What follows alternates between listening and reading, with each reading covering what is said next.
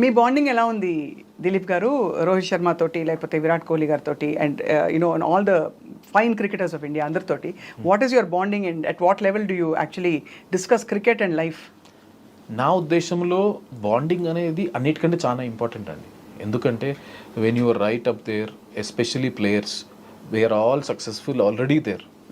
దేన్ని వాళ్ళకి ఏమన్నా చెప్పి వాళ్ళు దాన్ని అప్లై చేయాలంటే ఫస్ట్ నేను ట్రస్ట్ చేయాలి, వాళ్ళ గేమ్ అర్థం చేసుకోవాలి. So what they are looking at, అవును, అది నేను అర్థం చేసుకోవాలి. నాకు కొంచెం చిన్న అడ్వాంటేజ్ ఎందుకు అయింది అంటే I have been working it NCA సెటప్లో 2008 నుంచి నేను 2019 వరకు పనిచేస్తాను. సో ఈ గిల్స్ అయినా, జైస్వాల్స్ అయినా, రిషబ్ పంట్స్ అయినా, సంజు శాంసన్ అయినా, వీళ్ళందరూ ఎప్పుడో ఒకప్పుడు చిన్నప్పుడు నా క్యాంప్లో చేసిన వాళ్ళే. సో ఆ అక్వెంటెన్స్ ఉంది. కానీ ఆ అక్వెంటెన్స్ ఉన్నా పర్వాలేదు, కానీ people grow and people get matured over a period. వాళ్ళని అర్థం చేసుకుని, so my first 6 months when I joined the team, I spent whole time in understanding first is how they are as a human beings, how they like the feedback. ఒక్కొక్కరు ఒక్కొక్క తీరులో feedback తీసుకుంటారు. So most important ఏంటంటే నేను ఆలోచించింది అదొక్కసారి అర్థమైంది అనుకోండి, ట్రస్టింగ్ ద ప్లేయర్స్ ట్రస్ట్ చేసి, as long as when once the players trust that we are in the same page, then నా కమ్యూనికేషన్ ఈజీ అవుతుంది. అక్కడ నేను నేర్చుకుంది ఏంటి అంటే it's very very important to get your timing right when you want to say something. ఈ ఎక్స్పీరియన్స్తో మనం జల్దీ అబ్జర్వ్ చేసేస్తాం ఏదైనా మిస్టేక్ ఉన్నా ఏమున్నా, కానీ వాళ్ళు ఏ టైంలో ఉన్నారు, ఏ సిచ్యువేషన్లో ఉన్నారు అనేది మనకు చాలా ఇంపార్టెంట్. చాలా సెన్సిటివ్గా మెంటర్ చేయాలి వాళ్ళని, అంతే కదా? ఎందుకంటే వాళ్ళ మైండ్ సెట్ అర్థం చేసుకోవాలి. Whole world is expecting every time a player goes on the field, you expect to score 100 or 5 wickets. When the day doesn't happen, whole world jumps on them. So as a support staff, as a coach, మేము మా job ఏంటిదంటే వాళ్ళని అర్థం చేసుకోవాలి, వాళ్ళ emotions, వాళ్ళు ఏ సిచ్యువేషన్లో ఉన్నారు. So end of the day మనం చెప్పింది చెప్పకుండా కాకుండా, మనం చెప్పింది వాళ్ళకు అర్థం కావాలంటే we have to wait for the right time. Or they disagreements అవుతాయండి మామూలుగా ప్లేయర్స్కి కోచెస్కి మధ్య? అంటే మీరు ఇలా ఒకటి చెప్పి, మీరు కాకపోతే ఎవరైనా ఎనీ కోచ్, బట్ ఆ టైంలో వాళ్ళు అది పికప్ చేయలేకో డిసగ్రీ అని చెప్పు, అలాంటివి అవుతుంటాయా? You have to negotiate your way through కదా. I don't believe in disagreement or agreement. Basically అనుకోవాలంటే హెల్దీ డిస్కషన్స్ అనుకోవాలి. హెల్దీ డిస్కషన్ అయినప్పుడు అది వెరీ వెరీ ఇంపార్టెంట్. ఒక టీమ్ ఎన్వైరన్మెంట్లో హెల్దీ డిస్కషన్స్ అనేది చాలా ఇంపార్టెంట్. నా మైండ్ సెట్ ఎలా ఉంటుందంటే, నేను అర్థం చేసుకొని చెప్పినాక నేనేం చేస్తాను, ఇది నాకు అనిపిస్తుందని I will throw it to the players. కోపంగా అయితే చెప్పరు.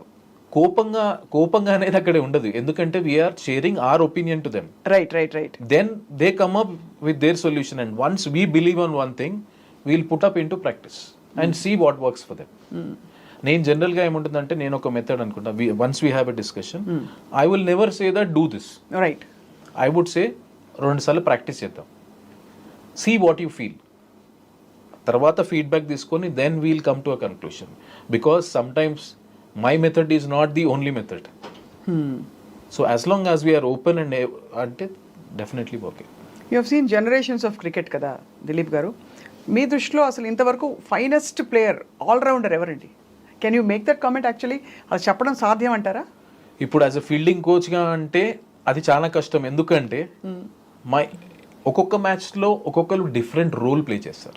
ఇప్పుడు మా ఫీల్డింగ్లో ఎలా ఉంటుందంటే, స్లిప్ క్యాచెస్ ఉంటుంది, అవుట్ ఫీల్డ్ ఉంటుంది, ఇన్ఫీల్డ్ ఉంటుంది, ఒక్కొక్కరి దగ్గర ఒక్కొక్క స్ట్రెంగ్త్ ఉంటుంది. అవును. సపోజ్ ఇప్పుడు మనం మ్యాచెస్ చూసుకుందాం. మనం సౌత్ ఆఫ్రికా మేము టెస్ట్ సిరీస్ ఆడినప్పుడు జైస్వాల్, గిల్ స్లిప్లో బ్రహ్మాండంగా చేశారు, యంగ్ ఫీల్డర్స్. రైట్. ఇప్పుడు మీరు మన వరల్డ్ కప్లో చూసుకుంటే మీకు మన అక్షర్ పటేల్, సూర్య క్యాచ్, సిరాజ్ బ్రహ్మాండంగా చేశారు బయట.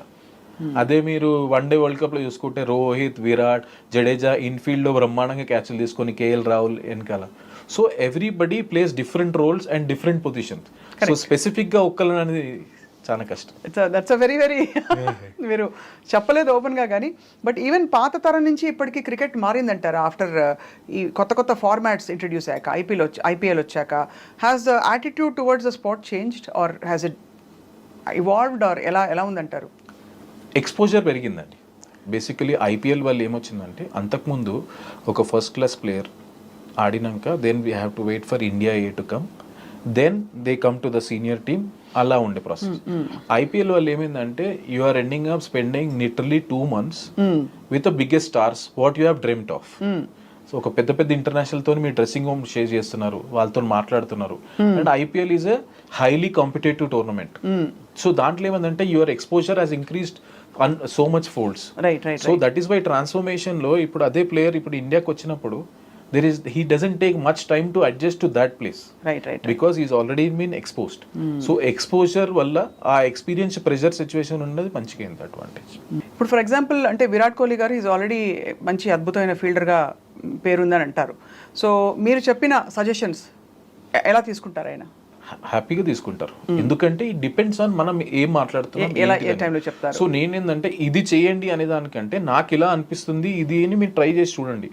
So that work for me for wonders. Why? ఎందుకంటే every body is different.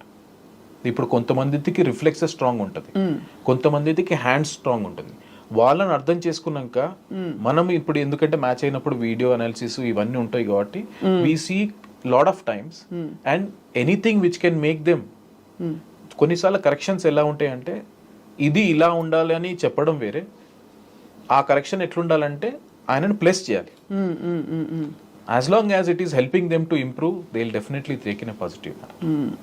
Of course మీరు it is amazing to see Dilip గారు, మీరు వరంగల్ నుంచి how you evolved in to a national figure now, international figure actually to be honest, because India's fielding coach అంటే ప్రపంచవ్యాప్తంగా ఉండే cricket teams అందరికీ వాళ్ళ మీరు సుపరిచితులు. How did your journey start sir? అది actually challenging lots and up and downs ఉండే. Actually నేను వరంగల్లో పుట్టాను, బట్ బ్రాన్ అండ్ బ్రాటప్ హైదరాబాద్లో ఉండే. చిన్నప్పటి నుంచి I was very much interested in sports. కాకపోతే ఎర్లీ ఏజ్లో మా మదర్ ఎక్స్పైర్ అయిపోయింది and I was 6 years. So దానిలో ఏంటంటే మా ఫాదర్ కూడా he doesn't have any sport background. So it మన జనరల్ ఫ్యామిలీ లాగా ఇట్లా గవర్నమెంట్ జాబ్ ఇంజనీరింగ్ ఎంసెట్ చేసుకొని గవర్నమెంట్ జాబ్ తెచ్చుకొని he knows only that process. I don't blaming, ఎందుకంటే ఆయన ఎక్స్పోజర్ అంతనే ఉండే. సో అండ్ ఫైనాన్షియలీ కూడా we were not that strong where I would overtake things. So it was a struggle where I use to, నాకు interest ఉండే, plus ఆయన ప్రెజర్కి నేను చదువుకుంటుండే. Then I use to play tennis ball, cricket and all those stuff. అన్ని sports ఆడేవారు. స్కూల్లో ఉన్నప్పుడు నేను జావ్లిన్ ఆడినాను, బేస్బాల్ ఆడినాను. So I use to participate అండి. కానీ క్రికెట్ మీద ఇంట్రెస్ట్ ఉండే. సో నేను టెన్నిస్ బాల్తో ఆడి I slowly found out I'm interested more in this. So ఏం చేశానంటే I couldn't afford financially. So 10th వరకు వెయిట్ చేశాను. 10thలో మంచిగా ఉండే. దెన్ ఆఫ్టర్ దాట్ నేను ఇంటర్మీడియట్లో I took some tuitions in the evening. I use to get some money and అదే తీసుకెళ్ళి నేను కోచింగ్ అకాడమీలో చేస్తాను. ట్యూషన్లు చెప్పి మీరు కోచింగ్ అకాడమీ కట్టారు. ఎందుకంటే మై ఫాదర్ వాజ్ లైక్ నేను దేనికైనా ఇస్తాను కానీ స్పోర్ట్కి ఇస్తాను. That was his mind set. అంటే అసలు నమ్మకం ఉండేది కాదు కదా? నమ్మకం అంటే వాళ్ళకి ఎక్స్పోజర్ కూడా లేదు. ఎందుకంటే from the people he knows in my family no one has done anything about sports. అంటే జాబ్ వస్తుందా, మళ్ళీ ఏమైపోతావు, చదువు ఇది లేక ఎలా, హౌ విల్ యూ సస్టైన్, ఇవే ఉంటుంది. సో దానివల్ల ఏంటంటే అప్పుడు జాయిన్ అయ్యాను. So then I represented state in 1-2 years. Then that tuition was only for my paying the bill. Dan tarvata then I continued my studies and I also played at good level. Dan tarvata then in 2004 oka coaching course ochindi. Then I wrote for my knowledge, just to improve my knowledge kosam emana nem manchi cricketer aithe emana kotta ideas ostayani I just wrote. So dantlo nenu top 3 lo unde. So ఇది ప్రాసెస్లో ఏంటంటే నేను ఆడేటప్పుడు కూడా చిన్న బాబులకు ఉంటే knocking చేపిస్తాను. I use to enjoy them, వాళ్ళు మంచిగా చేస్తున్నారు. సో తర్వాత ఏమైందంటే నెక్స్ట్ 3-4 years పర్ఫామ్ చేసినా కానీ ఫర్ వేరియస్ రీజన్ నా సెలెక్షన్ కాకపోయారు కల్లా. Then I have to take that decision నా లైఫ్లో. ఆబ్వియస్లీ ఇంట్లో నుంచి ప్రెషర్, ఏం చేస్తున్నావు, టైం వేస్ట్ చేస్తున్నావు, పైసలు అది ఇది అని, where your life is going. In between ఏమైందంటే అప్పుడు నేను ఆలోచన ఏం చేయాలి. So in 2007 I wrote my level 2 exam. మా కోచింగ్లో 1, 2, 3 ఉంటుంది, ఇండియాలో 3 హైయెస్ట్.